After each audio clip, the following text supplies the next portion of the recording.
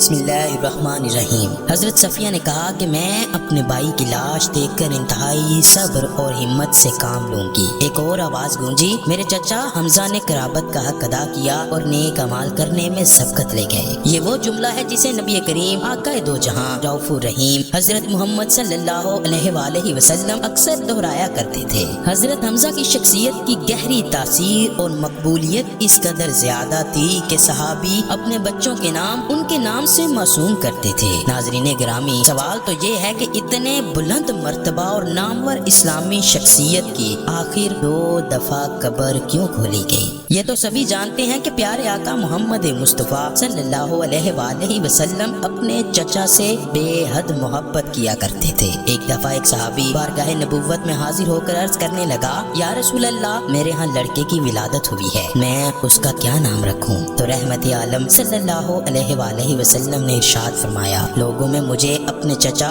حمزہ سے محبت ہے، لہٰذا انہی کے نام پر اپنے بچوں کا نام رکھو۔ نبی آخر الزماں حضرت محمد صلی اللہ علیہ وآلہ وسلم کی ولادت سے 2 سال پہلے آپ کے چچا اور رضائی بھائی سید الشہداء شیر خدا حضرت سیدنا حمزہ بن عبد المطلب پیدا ہوئے۔ آپ کی کنیت ابو عمارہ تھی۔ آپ نہایت حسین و جمیل، دبلے پتلے، چوڑی چھاتی اور دراز قد تھے۔ آپ اپنے بھتیجے محمد صلی اللہ علیہ وآلہ وسلم سے بے پناہ محبت کرتے تھے اور ان کی حفاظت میں پیش رہتے، بلکہ اگر یہ کہا جائے کہ ان کے سامنے ہوتے ہوئے کسی کافر کی جرأت نہ ہوتی کہ نبی کریم کے خلاف کوئی نازیبا لفظ بھی بول دے۔ اسی طرح اعلان نبوت کو 6 سال گزر چکے تھے۔ ایک دن کوہ صفا کے قریب ایک باندی نے آپ کو شکار سے واپسی پر روکا، کہنے لگی، اے ابو عمارہ، کاش آپ پہلے آ جاتے، ابھی تھوڑی دیر پہلے ہی ابو جہل نے آپ کے بھتیجے محمد کو گالیاں نکالی ہیں اور ہاتھا پائی بھی کی، لیکن محمد نے کوئی جواب نہیں دیا اور چلے گئے۔ یہ سنتے ہی آپ جوش میں آ گئے، تیزی کے ساتھ خانہ کعبہ کی طرف بڑھے، بغیر کسی اور طرف متوجہ ہوئے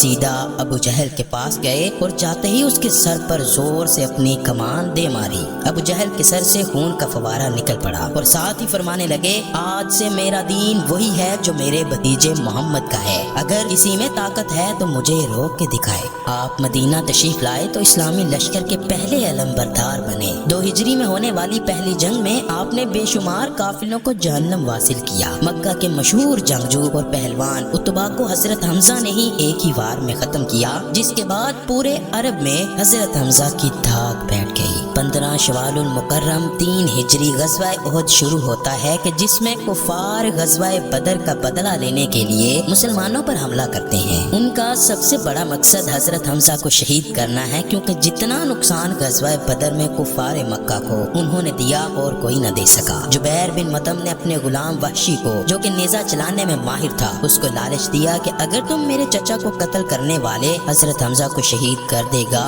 تو تجھے آزاد کر دیا جائے گا۔ ہند زوجہ ابو سفیان نے بھی وحشی کو کثیر انعام کا لالچ دیا، کیونکہ ہند کے باپ اتبا کو حضرت حمزہ نے جنگ بدر میں قتل کیا تھا۔ چنانچہ وحشی نے حضرت حمزہ کو دھوکے سے کسی اور سے لڑائی کے دوران پیٹ میں دور سے نیزہ مار کر بے دردی سے شہید کیا۔ یہ سارا واقعہ اسی طرح بخاری و مسلم میں روایت ہوا ہے۔ حضرت حمزہ کا پیٹ چاک کر کے ان کا کلیجہ نکال کر ہندا نے چبانا شروع کیا اور پھر ہند نے کافر عورتوں کے ساتھ مل کر حضرت حمزہ کے ناک کان کاٹ کر انہیں لڑی میں پرو کر ان کے کڑے بازو بند اور پازیب بنائے اور انہیں پہن کے مکہ میں داخل ہوئے۔ جب نبی کریم نے حضرت حمزہ کے جسم کو دیکھا تو آپ رونے لگے۔ آپ کے کٹے ہوئے جسم کو دیکھ کر شدت غم سے رسول اللہ کی آواز بلند ہوئی اور فرمایا، حمزہ سید الشہداء ہیں۔ مسلمانوں، ذرا ایک دفعہ اس منظر کو سامنے لاؤ کہ جب حضرت حمزہ کی بہن حضرت صفیہ کو پتہ چلا کہ ان کے بھائی شہید ہو گئے، وہ ان کو دیکھنے کے لیے آئیں تو حضور نبی کریم نے ان کو اپنے بھائی کا کٹا ہوا جسم دیکھنے نہ دیا۔ خیر، حضرت صفیہ کی لائی گئی چادر میں حضرت حمزہ کو کفن دیا گیا۔ چادر اس قدر چھوٹی تھی کہ سر ڈھانپتے تو پاؤں ننگے ہو جاتے اور اگر پاؤں ڈھانپتے تو سر ننگا ہو جاتا۔ اللہ اکبر۔ حضور نبی کریم فرمانے لگے، سر کو ڈھانپ دیا جائے اور پاؤں پر گھاس ڈال دی جائے۔ ناظرین گرامی، حضرت حمزہ کی قبر کشائی کی پہلی روایت حضرت جابر نے بیان کی ہے کہ جسے امام مسلم اور بخاری نے روایت کیا ہے۔ हजरत जाबिर फरमाते हैं, जंग ओहद के 46 साल बाद मुआविया बिन अबू सुफियान के दौरे हुकूमत में उन्होंने एक नहर ओहद के मुकाम पर निकालने का हुक्म सादिर किया। जब इस नहर का काम शुरू हुआ तो मनादीन मदीना में यूं सदा लगाई, जिन लोगों के शहीद रिश्तेदार ओहद में दफन हैं, कब्र कुशाई करके अपने अपने शहदा के जसद किसी दूसरी जगह मुंतकिल कर लें ताकि वो पानी से महफूज रह सकें। हजरत जाबिर बिन अब्दुल्ला फरमाते हैं कि ये सुनकर मदीना वाले ओहद की तरफ निकल पड़े, जिनमें खुद मैं भी शामिल था, क्योंकि मेरे वालिद अब्दुल्ला भी ओहद की जंग में शहीद हुए थे और वहाँ ही दफन थे। मेरे वालिद अब्दुल्ला और अमरू बिन जमू एक ही कब्र में दफन थे। शहादत के वक्त अमरू बिन जमू की पेशानी जख्मी थी और मेरे वालिद ने अमरू की पेशानी पर हाथ रखा हुआ था। उसी हालत में दोनों शहीद हुए, इसलिए जब सहाबा उनका हाथ हटाते तो पेशानी से खून निकलने लगता, जिसकी वजह से रसूल अल्लाह के हुक्म के मुताबिक उन दोनों को उसी हालत में ही एक ही कब्र में दफन किया गया। हजरत जाबिर बिन अब्दुल्ला फरमाते हैं कि जब हुकूमती सिपाहियों ने मेरी मौजूदगी में मेरे वालिद अब्दुल्ला और अमरू की कब्र खोली तो जैसे ही अमर की पेशानी से मेरे वालिद का हाथ हटाते